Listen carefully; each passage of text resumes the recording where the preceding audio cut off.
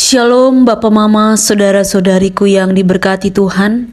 Selamat bertemu kembali di Suara Marturia, Jumat 12 Juli 2024. Hari ini kita akan merenungkan bagian firman Tuhan yang terambil dari kitab Kisah Para Rasul 17 ayat 16 hingga ayatnya yang ke-21.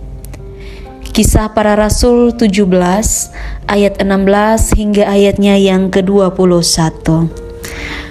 Sebelum kita membaca dan merenungkan bagian firman Tuhan ini, mari kita berdoa. Ya Allah Bapa di sorga, terima kasih. Anugerah-Mu selalu mengiringi jalan hidup kami. Kami sangat bersyukur ya Bapa. Hari ini kami boleh bangun dan kami boleh melakukan tugas dan tanggung jawab kami. Baik yang sudah kami lakukan, yang sedang kami lakukan, ataupun yang akan kami lakukan. Kami butuh kekuatan firman-Mu untuk menerangi jalan hidup kami. Apa yang harus kami lakukan, apa yang Tuhan mau kami lakukan dalam hidup ini.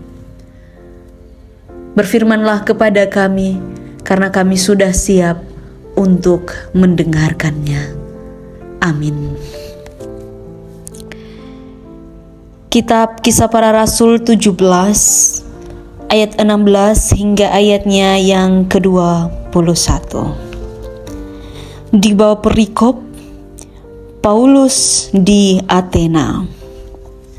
Sementara Paulus menantikan mereka di Athena, sangat sedih hatinya karena ia melihat bahwa kota itu penuh dengan patung-patung berhala. Karena itu di rumah ibadat ia bertukar pikiran dengan orang-orang Yahudi dan orang-orang yang takut akan Allah. Dan di pasar setiap hari dengan orang-orang yang dijumpainya di situ, dan juga beberapa ahli pikir dari golongan Epikuros dan Stoa bersoal jawab dengan dia, dan ada yang berkata, apakah yang hendak dikatakan si peleter ini?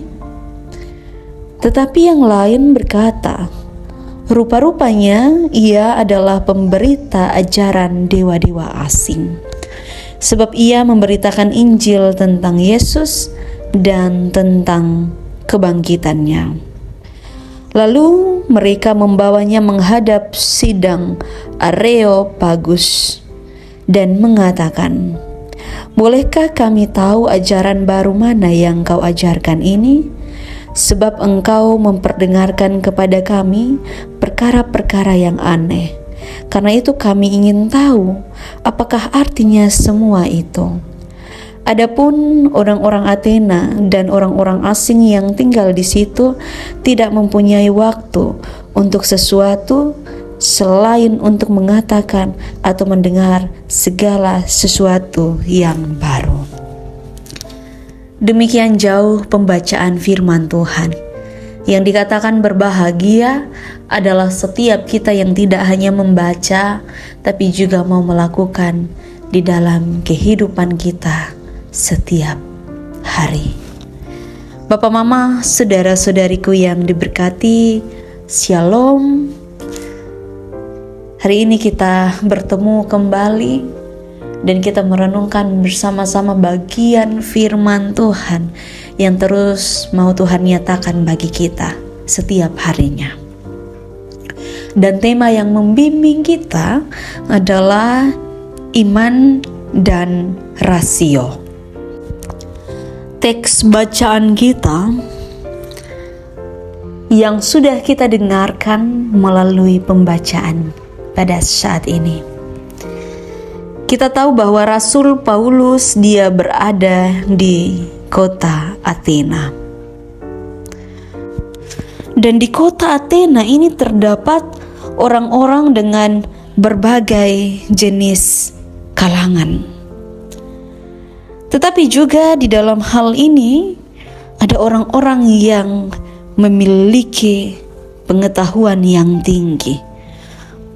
punya penghasilan yang tinggi, punya pekerjaan yang baik. Ada pebisnis, ada ilmuwan, ada seniman, dan ada para politisi. Ini berarti bahwa kehidupan orang-orang di Athena adalah kehidupan orang-orang yang bukan orang biasa.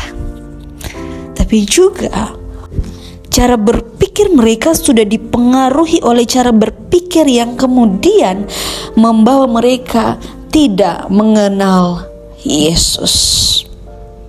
Dan dalam hal ini kehadiran Paulus mau menegaskan kepada orang-orang di Athena tentang siapa itu Yesus. Kita tahu Paulus ini orang yang sangat luar biasa. Dia orang yang memberitakan Injil tentang Yesus Kristus. Dia terus melayani seorang diri. Dia tidak takut tentang bagaimana menghadapi orang-orang yang bisa dikatakan mereka ini punya pengetahuan yang baik. Tapi Paulus hadir, Paulus mau menegaskan kepada mereka tentang bagaimana kehidupan itu harus difokuskan kepada Yesus Kristus.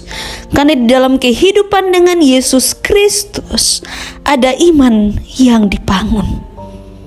Karena iman akan menolong setiap orang untuk bagaimana hidup. Karena di dalam kehidupan iman dengan Tuhan itu akan menghidupkan kita. Bagaimana cara kita bertindak. Kita sebagai orang-orang Kristen, janganlah kita memiliki iman yang pasif. Karena kalau kita punya iman yang pasif, kita akan mematikan rasio kita. Tapi mari, dalam hal ini Paulus mau kasih tahu, mengajarkan kepada kita, mau mengajak kita bahwa ketika kita hidup, kita punya iman yang baik, bertumbuh dalam iman kepada Tuhan Yesus, maka kita akan bisa menolong diri kita di dalam setiap pengetahuan yang kita miliki itu, supaya tidak menjadi sia-sia apapun yang kita lakukan dalam hidup ini. Kita berangkat dari latar belakang masing-masing kita. Pasti kita adalah orang-orang yang punya pendidikan yang baik. Mau kita lulus SD, mau kita lulus SMP, SMA, ataupun dari perguruan-perguruan tinggi terbaik. Iman akan bisa menolong kita untuk melakukan apa yang kita sudah dapatkan di dalam setiap keilmuan yang kita miliki. Iman akan bisa menolong kita untuk bisa memanusiakan manusia yang lain. Begitu juga pengetahuan kita pun bisa menolong bagaimana kita beriman kepada Allah. Jadi dua hal ini adalah hal yang saling menolong kita di dalam kehidupan untuk bagaimana kita bisa dibilang sebagai orang-orang yang berhikmat di dalam kehidupan ini. Seperti yang sudah ditegaskan bahwa berbicara soal hikmat itu hikmat dari atas dan juga hikmat dari bawah.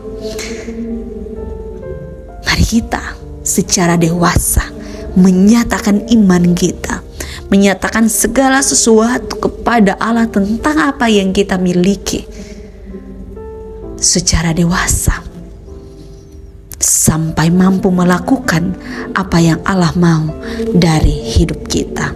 Di dalam setiap pelayanan di dalam rumah tangga kita, pelayanan di tempat kerja kita, di masyarakat, di dalam setiap pelayanan Tuhan yang dipercayakan bagi kita. Mari kita memberi diri untuk itu. Biarlah Roh Kudus memberkati dan menolong setiap kita. Amin. Mari kita berdoa. Terima kasih ya Bapa, Engkau menolong dan menyertai kami. Kiranya kehidupan kami terus menjadi berkat dan ditolong oleh firman-Mu, sehingga kehidupan kami tidak menjadi sia-sia. Mari memberkati kehidupan kami dari saat ini kekal selama-lamanya. Amin. Bapak, Mama, saudara-saudariku yang diberkati Tuhan, terima kasih telah mendengarkan suara Marturia. Tuhan Yesus memberkati kita semua. Shalom.